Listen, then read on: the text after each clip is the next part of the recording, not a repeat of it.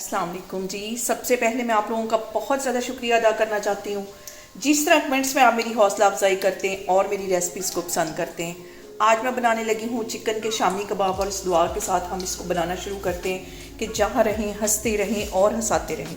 तो चलें जी इसे मिल के बनाते हैं। यहाँ पे मज़ेदार से शामी कबाब बनाने के लिए मैंने बोनलेस चिकन लिया है। 1 किलो के करीब इसको धो के अच्छी तरह मैंने फ्रीज़र में रखा हुआ था।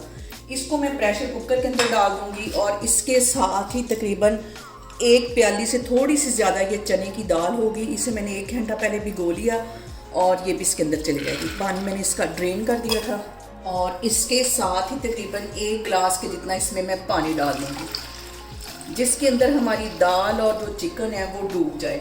और इसके साथ ही तकरीबन 4 से 5 ये रेड वाली साबुत मिर्चें हैं, ये इसमें चली जाएंगी।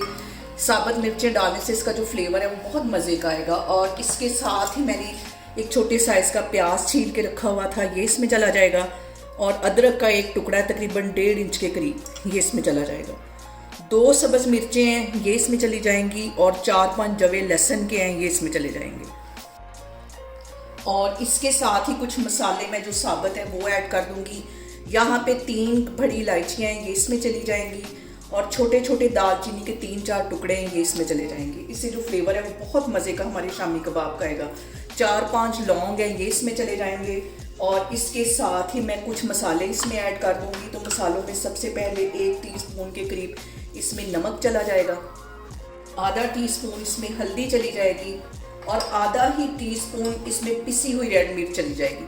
क्योंकि मैंने साबुत मिर्चें भी डाली हैं, एंड में जाके मैं पिसी हुई काली मिर्चें भी डालूंगी, इसलिए इस पॉइंट पे मैं ज़रा थोड़ी डालने लगी हूँ रेड मिर्चें। और इसका मैं कवर लगा दूंगी और इसको हमने विसल बजने तक 10 मिनट के लिए अच्छी तरह पकाना है। जब विसल बजनी स्टार्ट हो जाएगी उसके बाद हमने टाइम अकाउंट करना है, तो फिर मैं आपको दिखाती हूँ।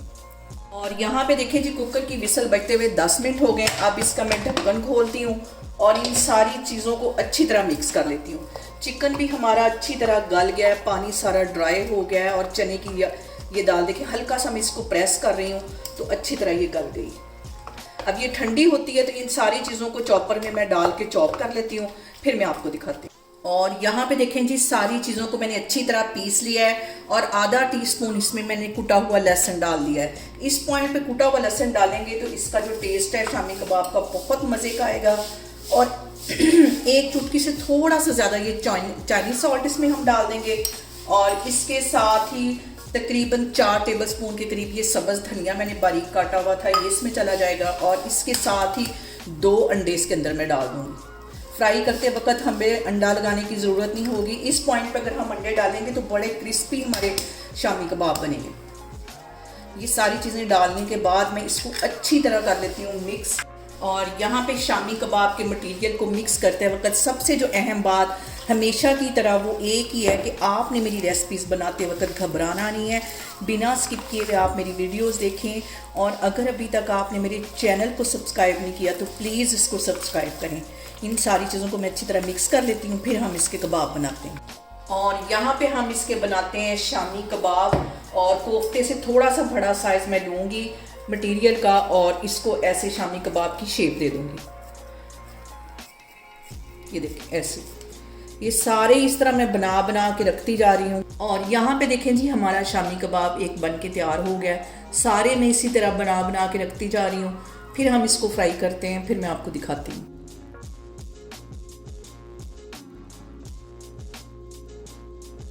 और यहाँ पे देखें जी एक पैन के अंदर मैंने ऑयल डाल दिया है। अब इसके अंदर हम कबाब फ्राई करते हैं। और कबाब जो है वो शैलो फ्राई करते हैं, डीप फ्राई नहीं इनको करते। ये इसके अंदर मैं डाल दूँगी।